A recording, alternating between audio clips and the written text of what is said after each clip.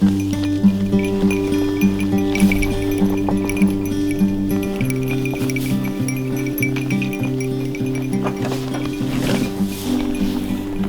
the beginning of your shepherding adventure, you may think that all you need to know is how many sheep per acre. But raising sheep is a bit more nuanced than that. And today, I'm hoping to show you some of the hidden hurdles in keeping sheep that I don't really see being talked about. Hello shepherds, welcome back. And if you're new here, hello. This is where we talk all things sheepy. My name's Megan, and I've raised sheep and goats for a better part of 20 years, barring this accident I got in and I lost my ability to walk without assistance for a bit, so say 3 to 4 years of that. I sold off my flock, moved to the city, healed some, but you know that longing for sheep, it hurts. So this is round 2 with sheep, yada yada yada. So that's my backstory, and today I wanted to talk sheep management and the hidden cost of time sinks that may have a bigger impact than you think. A lot of beginners tend to underestimate certain points in sheep raising, and goats as well to a certain extent, and maybe don't understand the specific challenges of certain points in raising wool, hair, or dairy sheep, and then kind of treat them as one solid block. This can work with some animals like fish, but with sheep it can make or break your farm, and I don't want that for you. The sheep, for me, brings me a lot of calmness, joy, and that really intrinsic satisfaction of having fresh, homegrown food and wool at my fingertips. And I want your sheep journey to bring you boundless joy, peace, and comfort too. First off, a lot of people when they come by and see the sheep, usually a conversation begins of, how hard could it be? And by hard, I think most people mean, how much effort is it really? It's called the simple life, right? And it can be, but it can also cause people to get spread too thin or overwhelmed. So in today's video, I'm hoping to break down the cost of effort per sheep. So instead of how many sheep per acre, it's more like how many sheep per person, or how much time will it cost you per type of sheep, hair, wool, meat, or dairy. Also, this is going to be more of a broad overview because I want to keep this a bit of a shorter video.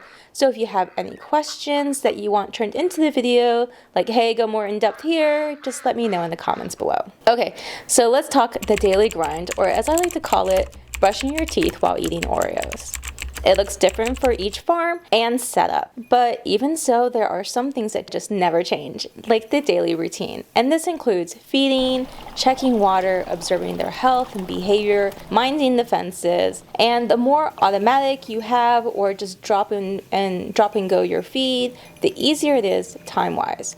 Which means more quality time enjoying your sheep rather than that hard labor part. Whether you decide to care for hair, wool, meat, or dairy, every day, imagine you might spend a minimum of an hour a day carrying feed or hay during the sparse seasons. In the north, this means mostly in winter. In the south, we have the dry season. For hair sheep, feeding may look different than if you have wool sheep.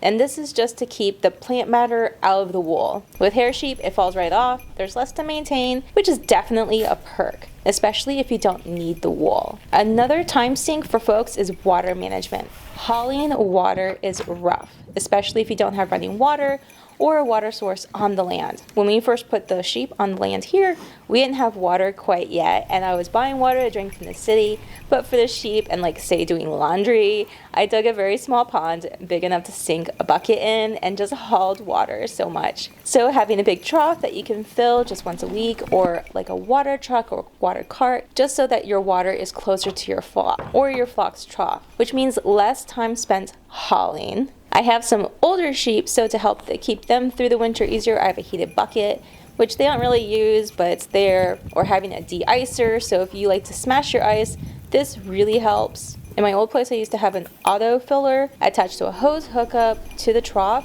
and it made filling and cleaning the troughs so much better. So there are little things, depending on your climate, that can really help with your daily tasks. Haying is another chore.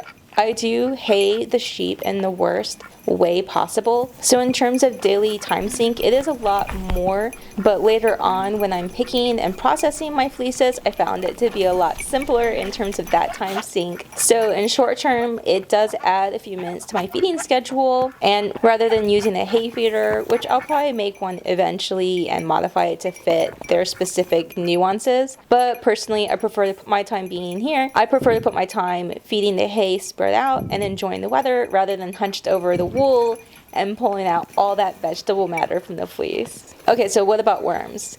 This is where keeping your nutrition on point and spending each day observing your sheep pays off. It's not just cuddles, but making sure that they're in top condition. When touching them, how does the padding feel on their ribs? How does their skin look? Over winter, mites or lice can be a lot more common. And I found some wormers to just be really a lot less effective. So this observation time really helps down the road in not only developing your eye at spotting potential issues, but also saves money and time by using wormers that work in your area, or noticing that there's a problem in your system and modifying it. The same with observing wormy sheep. I know it's really hard to cull, especially if it's a hard cull, or as they say, the freezer camp cull. But if you have unthrifty sheep, it does help the flock to remove them from the breeding stock, however you feel comfortable. Having a hardy stock does help cut down on those hidden time costs, but also that emotional toll of an unthrifty livestock can take on you, especially over the course of years. So now we have our daily routine down pat. Your daily checks, your water's flowing, your sheep are peacefully grazing while you sip your favorite cozy drink. You look around and maybe you think to yourself, how can I make this harder for myself? Okay, so let's talk about the next stage of sheep management time sinks. Lambing. You can't have milk or meat without lambs. I mean, you can a little bit, but whether you have hair, wool, milk, or meat, the time management wise, it's pretty similar with wool sheep. I do like to trim by hand the area around the udder and tail, so that's a little bit of a difference with hair sheep and wool sheep in terms of lambing. This just keeps the area clear and clean from afterbirth, but in terms of difference between hair sheep versus wool, it's just a few minutes using scissors. I don't try to do a dairy clip for the udder. Mostly in sheep, their udder is bald, and it's pretty easy to wash and keep clean. So when it comes to laying, most of the time sink is because it's hard to sleep. I like to check often, and for the most part, our sheep are pretty trouble-free with lambing. That does help a lot with time management. They have a habit of lambing at the worst possible time though, and as they get older, I find it's more important to be there, as well as with first-timers. I like to make sure the lamb is cleaned off and popping, and with twins, there can be problems with tangling, but whether everything goes ideal or sideways, expect to spend several hours a day with the lambs and ewe. Okay, so first off with lambing, we have pre-lambing where there's routine checks, which usually only takes minutes each time, monitoring their udder development, checking their tendons, how or if the lamb has dropped, and then once the labor begins, it easily adds a couple hours. Just being with the sheep, if you're lucky to catch the lambing especially, and if you miss the lambing also especially, checking on whether the colostrum is flowing. Sometimes they get a really stubborn waxy plug and the lamb plays flavors with sides, so it takes some time to get in there and encourage the lamb or lambs to nurse both sides equally. Should something happen where there's a need to bottle feed, congratulations, you're a single parent now. It's been a while since I've bottle fed anyone, but it's very much like having a small child, sometimes even involving diaper changes. And don't forget, if it's a rambling, then that's double the diapers and also hopefully a wether later on due to the dangers of a bottle-fed ram. Okay, so once everyone's settled in and we say the lambs have grown a little bit, there's also some additional medical care that lambs need that's based on their breed, their gender, and the ultimate end goal. It's not so much daily management, just a few minutes of your time to vaccinate, castrate, or get them used to handling or training. So it's more bursts of time sinks. Are your lambs learning the hotline? Deduct an hour for wrangling or fixing a fence. The sheds tend to need more cleaning, but if you have a mobile setup, it's more like moving the house to a new spot for the sheep to lounge in. It's fun, and I like how it helps build the soil, but it's not for everyone. So in terms of time sinks, it's a lot, especially for those first 2 months, especially so if you're bottle feeding. And usually at times when you're most pressed to leave and have to get somewhere quick, something will happen. But with all the stress that it comes with, there's also some stress to leave too. I mean, seeing lambs chasing ducks and chickens, that's super fun, for me at least, and probably the lambs. Maybe not so much the chickens and ducks. But time kind of muddles the memory, as does all those little bouncy antics. Okay, so now let's talk about milk and wool. Is it really that bad? I've mentioned in other videos that I do milk by hand.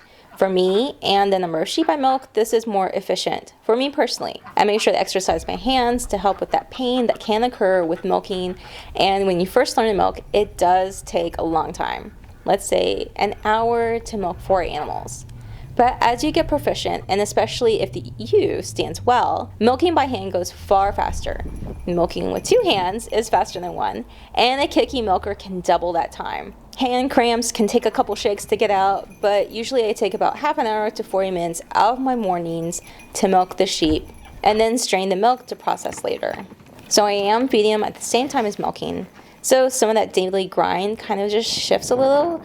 And with the milk processing, I usually do everything in batches, barring the skimming and the cream, which I do daily. But batch processing is weird in terms of time sinks. Some days it's akin to making like a sourdough bread. There's a lot of time spent making something, but it's more like downtime than active time. And if I don't have time to process the milk, I just freeze it. Sheep's milk freezes really well, and why do it today when you can put it off for tomorrow? That's a future me problem now. So with wool, I kind of just plop it in the same category as milk. There's so much variation in how much work it can take, and more often than not, the sheep may produce more wool than you can work through when processing by hand. So let's get into it. I currently have Shetlands and a dairy ewe, and before that I had Icelandic dairy crosses and some hair sheep, so yada yada. So one of the things I love about Shetlands is that in the same vein as Icelandics as well as hair sheep is that they do have the capability of shedding, or in the case of woolly breeds, ruing. And this is where we can hand collect all the wool. It's fun, it has its pros and cons, but for most cases with woolly sheep, you're going to end up shearing. And I think most people, when they start shearing, they're going to use those old-fashioned hand shears and start shearing themselves. With hand shearing, it takes me about an hour minimum per sheep to shear with those. I do all the shearing myself. It's nice, though it's important to have really good lighting and a strong back from bending over so much. Also, shearing really works your legs. Electric clippers are much faster. The cheap ones can get really hot and they're really loud. If you're good at it, it can take minutes per sheep. I'm not good at it, so it takes half an hour about, but it happens once or twice a year.